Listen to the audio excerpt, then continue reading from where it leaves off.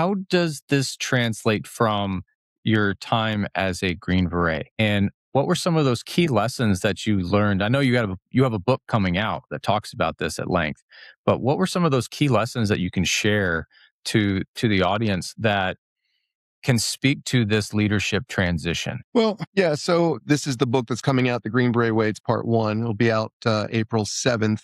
And there are some things that I mentioned in here, but part two, which will be coming out probably later this year, which is a continuation. I talk about it more. But probably the biggest thing that we did well in the military, and especially in special operations, is that you didn't move to a higher position until you got training on. So there's this idea that I call it the paradox of the new leader. Most people get put into leadership positions because they're good at something. But once they get put into that position, the thing that they're good at, they're not supposed to be doing it anymore, right? They're supposed to be training other people to do it, and then they're supposed to be leading and managing them.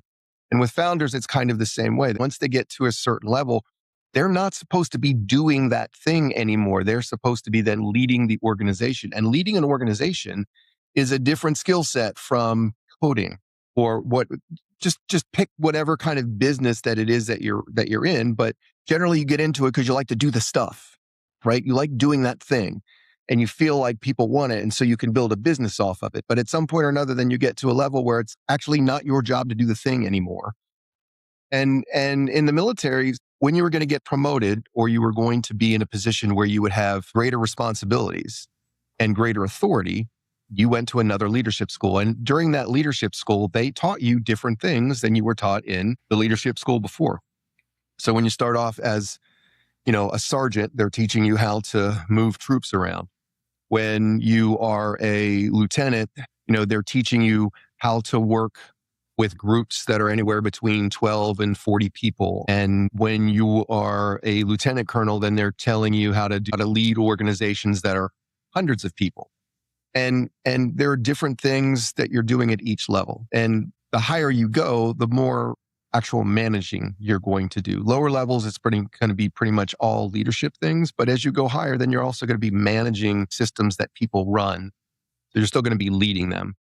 So every level you go up, you're getting training on how to do it. And that's not something that we see in the civilian space really at all.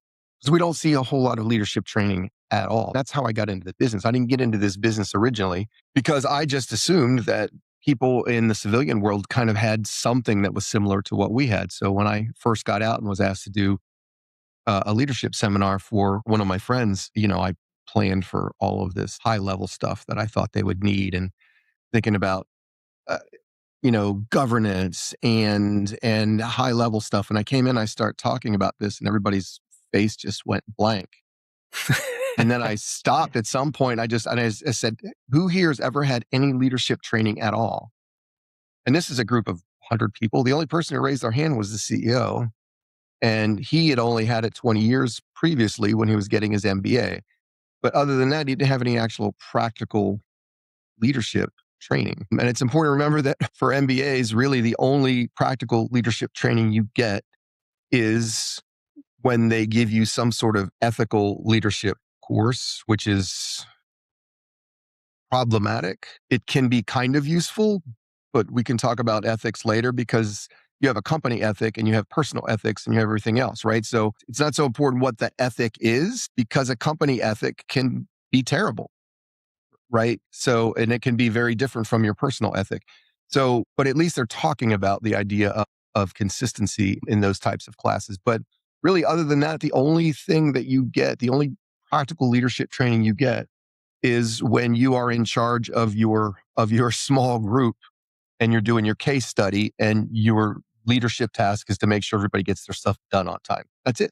So that's really the big problem that we have is that there's just not enough leadership training. And they think, okay, I go to college to learn how to do this thing.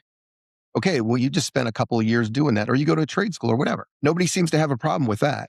But then all of a sudden you get put into a brand new job that requires different types of skills. That's a leadership job.